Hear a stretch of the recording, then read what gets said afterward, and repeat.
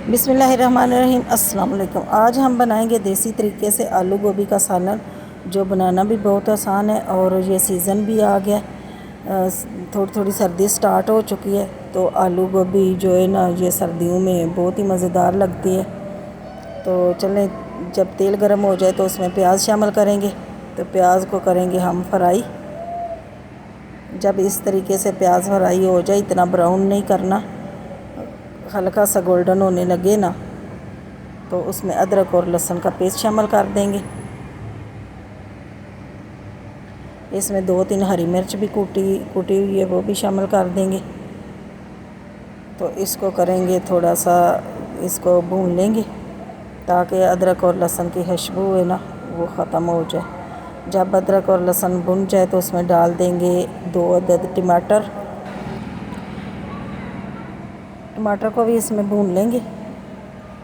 ये देखें, टमाटर भी गल चुके हैं, मसाला हमारा ये भुन चुका है।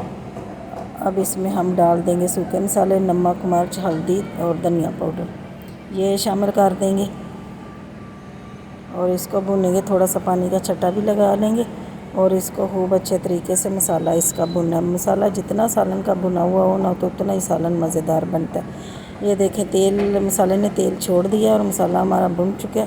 अब इसमें हम डाल देंगे कटी हुई आलू गोभी। आलू गोभी को काट के तो पानी में डिप करके मैंने रखा था। तो अब इसमें आलू गोभी डालेंगे और उसको 2-3 मिनट के लिए भूनेंगे। चाहे तो भून लो, चाहे तो साथ ही थोड़ा सा पानी डाल लो, क्योंकि जब हम उतारेंगे तो भुनी हुई हम बनाएंगे। 2 मिनट के लिए इसको भून के तो इसमें 1 गिलास पानी डाल लीजिएगा, ताकि गोभी भी गल जाए और इसमें जो आलू है ना, वो भी गल जाए।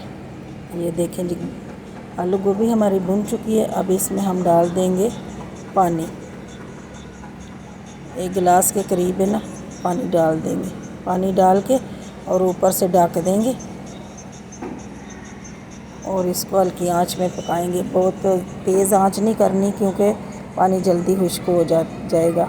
ये देखें जी, आलू गोभी हमारी तैयार है, बिल्कुल भुन चुकी है। अब इसमें डाल देंगे गरम मसाला और काली मिर्च।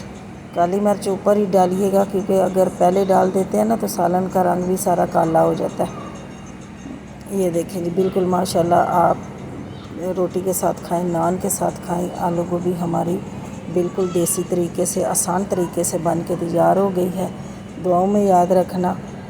फिर मिलेंगे नई वीडियो के साथ, तब तक के लिए अल्लाह हाफिज़।